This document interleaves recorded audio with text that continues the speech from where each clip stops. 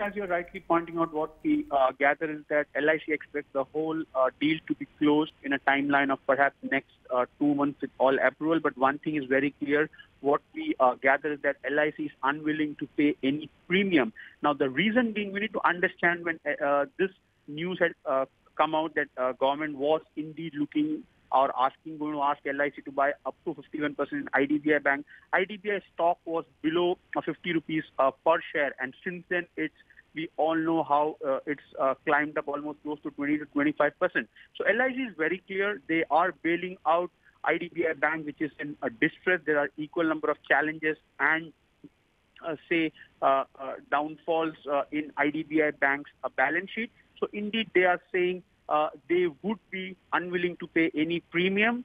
They are willing to shell out close to around 11,500 to 12,000 crores to buy out that 51% stake. And also, they are unlikely to go for open offer and seek an exemption.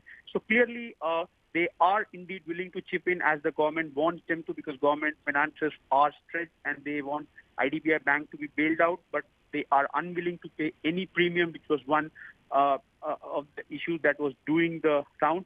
So LIC is very clear. They will stick to their target price, which they had decided when the whole process actually started, perhaps 3 months back. And the final talks with Finance Ministry, RBI and SEBI are on.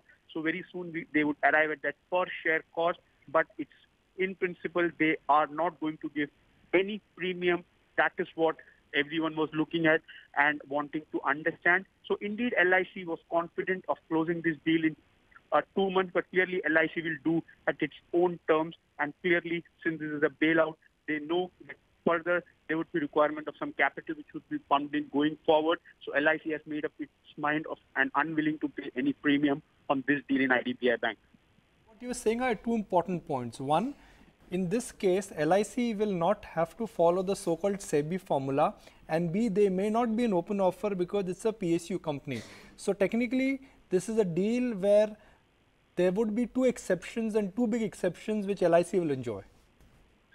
Yes, indeed. As far as the open offer goes, we all know there is enough provisions under the SEBI laws to give an exemption when it involves a PSU company. There have been enough precedents in the past where when it comes to preferential allotment that banks have done to, say, LIC itself or other players, the open offer exemption has been given. So indeed, it would not be any different this time. And LIC, we all know there are limited floating stocks or public stocks in that sense in this particular scheme of things in IDBI Bank. And also in an open offer, only if it's going to be a premium, then an open offer makes sense.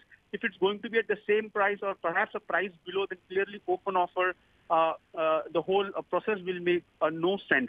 And secondly, on the other aspect, as you are rightly pointing out, LIC is very clear that they are bailing out. Why would they pump in anything extra in a transaction where enough pitfalls and challenges are already there in the balance sheet of IDBI Bank? So indeed, they would stick to that 11,500 to 12,000 crore pump in that they have committed. And perhaps the exact, it can be a SEBI formula of 6-month average, or perhaps a number that they arrive after discussion with the Finance Ministry and IDBI officials. And that is where that particular amount of per share would be arrived very soon after final round of discussions are going on with all the concerned stakeholders and regulators.